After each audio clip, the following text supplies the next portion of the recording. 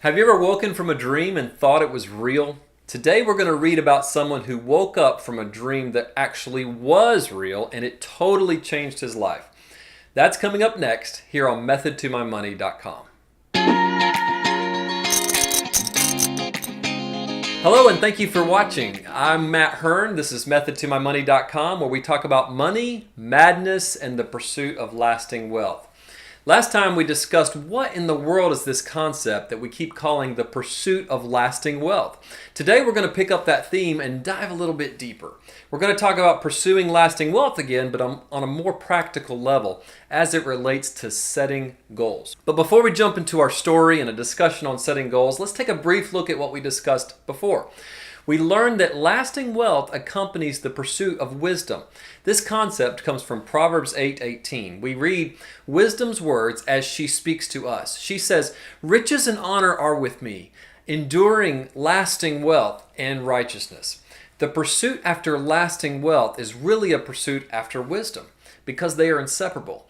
Wisdom is the doorway through which lasting wealth is achieved. With that said, let's get started. One of my favorite stories in all of the Bible comes from 1 Kings chapter 3. Solomon was the son of King David, who inherited the throne. In verse 3, we read, Solomon loved the Lord, walking in the statutes of David his father. One night, the Lord appeared to him and said, "Ask what I shall give you." Can you imagine God coming to you and saying, "Ask what I shall give you"? What would you ask for? In response, Solomon said, "Give your servant, therefore, an understanding and discerning mind to govern your people, that I may discern between good and evil." We read in verse 10, it pleased the Lord that Solomon had asked this. And yes, God granted Solomon the wisdom that he asked for. 1 Kings chapter 4 tells us, "And God gave Solomon wisdom and understanding beyond measure, and breadth of mind like the sand on the seashore." Then on top of granting Solomon his wish for wisdom, we read, "I give you also what you have not asked for, both riches and honor, so that no other king shall compare with you in all of your days." Sure enough, Solomon became the wealthiest king in all the world at that time in history. Why do I share that story? Not to imply that if you seek after God's wisdom that you will become wealthy. Not to say that at all, but simply to illustrate that when we seek God's wisdom over money, power, and position, we are choosing something much greater. We are choosing true and lasting wealth that will satisfy us in ways that money and things on this earth can never satisfy. Later on in Solomon's life, after he had obtained everything that he could ever want, and then some, he wrote, "Wisdom is more precious than rubies. Nothing you desire can compare with her." Maybe you're asking, as I have been lately, okay, how do I get this wisdom?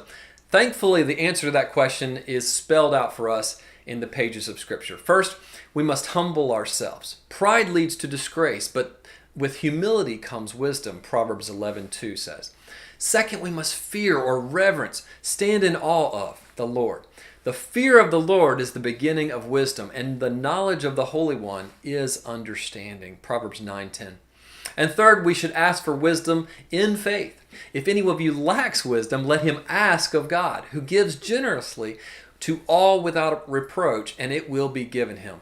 But let him ask in faith without doubting. With that foundation in place, let's now talk about setting goals that align with this primary pursuit of lasting wealth. Step 1, put first things first. We are not primarily what we see. This body is just a house, a mixture of minerals and water in which we exist for a while. It will eventually die, but the real you and I will live forever. We are so much more than what we can sense physically. And lasting wealth is found in wisdom, something that we also can't see, touch, or feel. Let our goal setting begin with that which is spiritual, not physical. I think it's important to remember that we were first created to be spiritual beings as well as physical. We were made to relate to our Creator as well as to each other.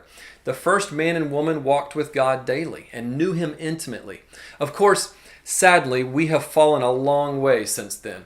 But thanks to Jesus, we can be restored and regain what was lost. We can walk and talk with God on a daily basis, as we were always meant to. What spiritual goals do you have? Maybe you want to read more of the Bible than you ever have before. I'd encourage you to schedule an appointment with God each day. what could be better than spending a few minutes each day learning about and talking with the one who made you, knows you perfectly, knows everything about you, and yet who still loves you? Step 2, consider those around you. As we have already studied, lasting wealth comes with wisdom, and we would all agree that it is wise to love and care for others. It's wise and good to do good to others.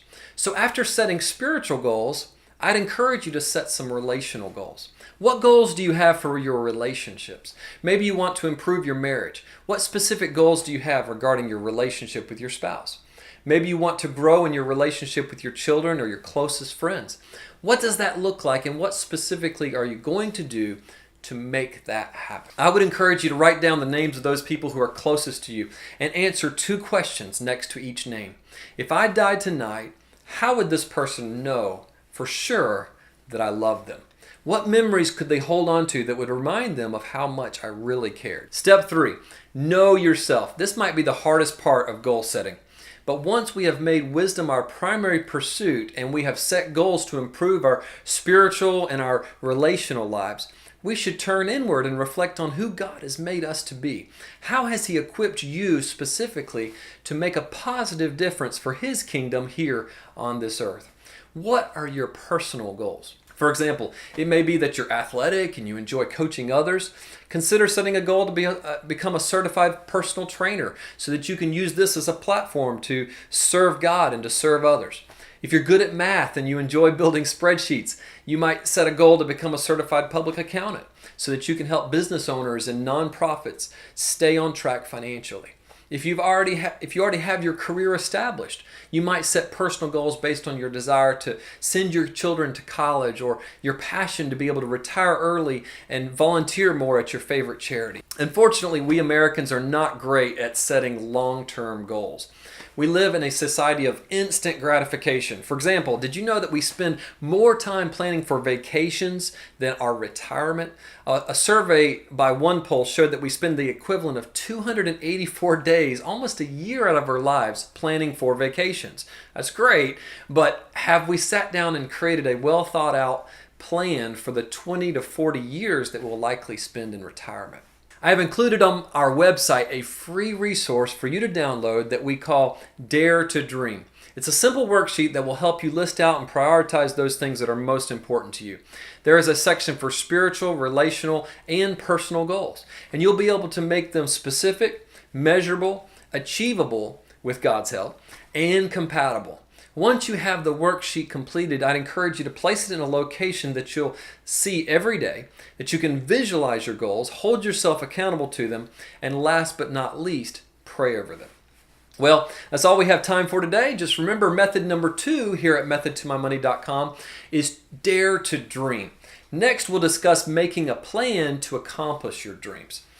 I'll leave you with one final thought. Deuteronomy 8:18 says, "But remember the Lord your God, for it is He who gives you the ability to produce wealth." If you enjoyed this, please subscribe, comment, send us a question at methodtomymoney.com. We'd love to get your feedback. More to come soon. Thanks for watching.